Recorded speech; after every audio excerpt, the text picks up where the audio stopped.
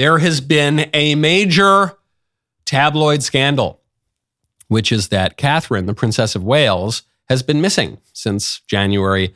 This is the future Queen of England, Prince William's wife. She was said to have had abdominal surgery, but then she just kind of disappeared. And there were theories that William was fathering children out of wedlock or something. Again, no evidence for any of this whatsoever. Someone said she was dead and there was like a body double or something. People were coming up with all sorts. Pretty soon they're going to say, she's identified as pansexual and she's doing a roadshow with Wayne Brady. Well, the gossip and the guessing game can all be over now because the Princess of Wales has come out and explained why she's been out of sight. And it poses a real risk, not just to their family, but to the British monarchy. I wanted to take this opportunity to say thank you personally for all the wonderful messages of support and for your understanding whilst I've been recovering from surgery. It has been an incredibly tough couple of months for our entire family, but I've had a fantastic medical team who have taken great care of me, for which I'm so grateful. In January, I underwent major abdominal surgery in London, and at the time, it was thought that my condition was non-cancerous. The surgery was successful. However, tests after the operation found cancer had been present. My medical team therefore advised that I should undergo a course of preventative chemotherapy, and I'm now in the early stages of that treatment. This, of course, came as a huge shock, and William and I have been doing everything we can to process and manage this privately for the sake of our young family. So there are still going to be all sorts of theories about this. To me, seems to explain it, because apparently the kids were ending their school term before the Easter recess, and so they wanted to wait to tell the kids first so that there wouldn't be a media firestorm that the future Queen of England has cancer at the same time that the current King of England, King Charles, has cancer. And obviously this puts a lot of pressure on Prince William. There are going to be some Americans out there who say, well, who cares? Who cares about these people? I haven't cared about these people since 1776. First of all, I care just because she seems like a lovely woman. She's a very dignified woman, and we should all pray for her and for her recovery and for Charles too, King Charles. But why? Why do Americans care? They do care. This has been trending all over American tabloids too. It's not just the British tabloids. Why? Why does monarchy, or aspects of monarchy at least, endure throughout history? We kid ourselves in the United States. We say, we got rid of the monarchy. Oh, did we? Because I was just at the State of the Union 2 weeks ago, and there was a lot of pomp and circumstance over there.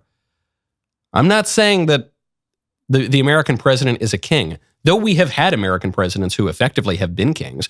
Notably, Franklin Roosevelt was the American monarch. The guy reigned for 4 terms, died in office.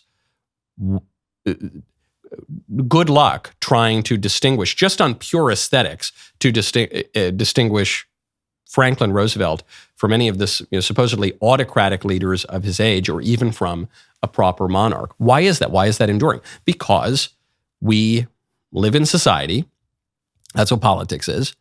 And we need representatives. Even in democracy, we need representatives. That's why we call our system of government a representative democracy. But we also have one particular representative in the United States, which is the president. People don't get really all that jazzed about their congressmen. People don't really get all that jazzed about their senators. But people get really fired up about their presidential candidates and their presidents.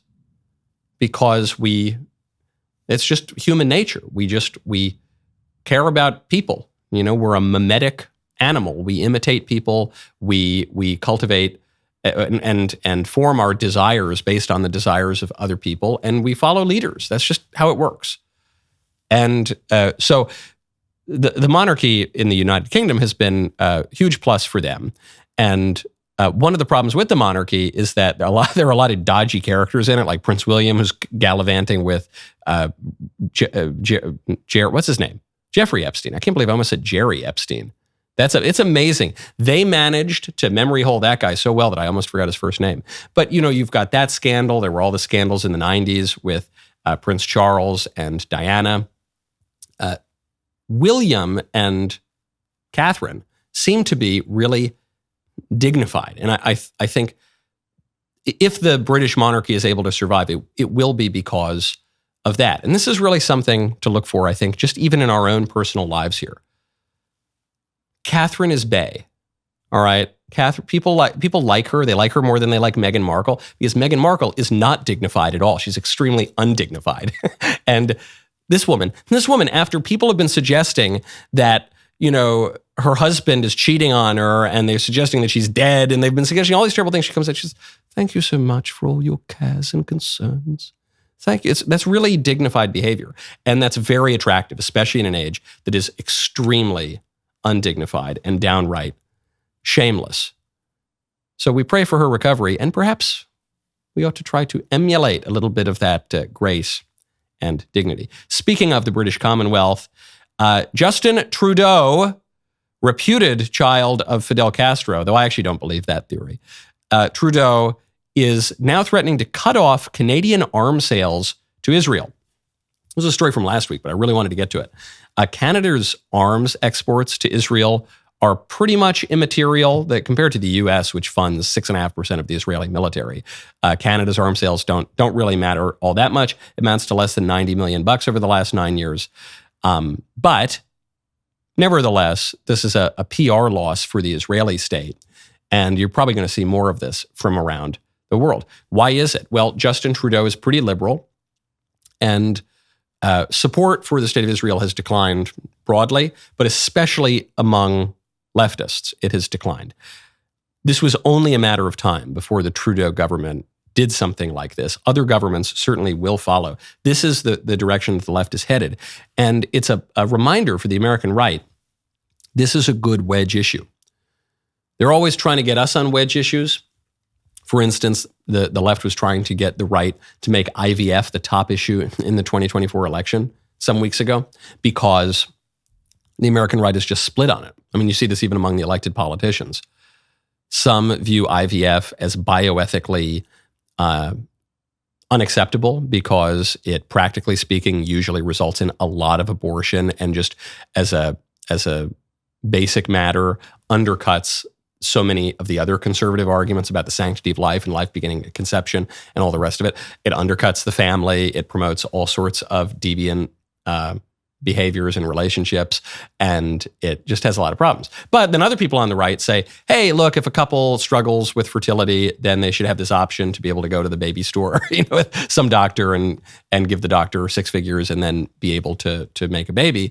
And I'm being somewhat uncharitable to that view, but it's a very popular view. It's actually probably the predominant view on the right. So the libs were just bashing us with this issue for a while. Well, the Israel issue is a good one to hit them with, because the elite libs, the leading libs in the political establishment, are very pro-Israel. The more left-wing libs and the base libs are very anti-Israel.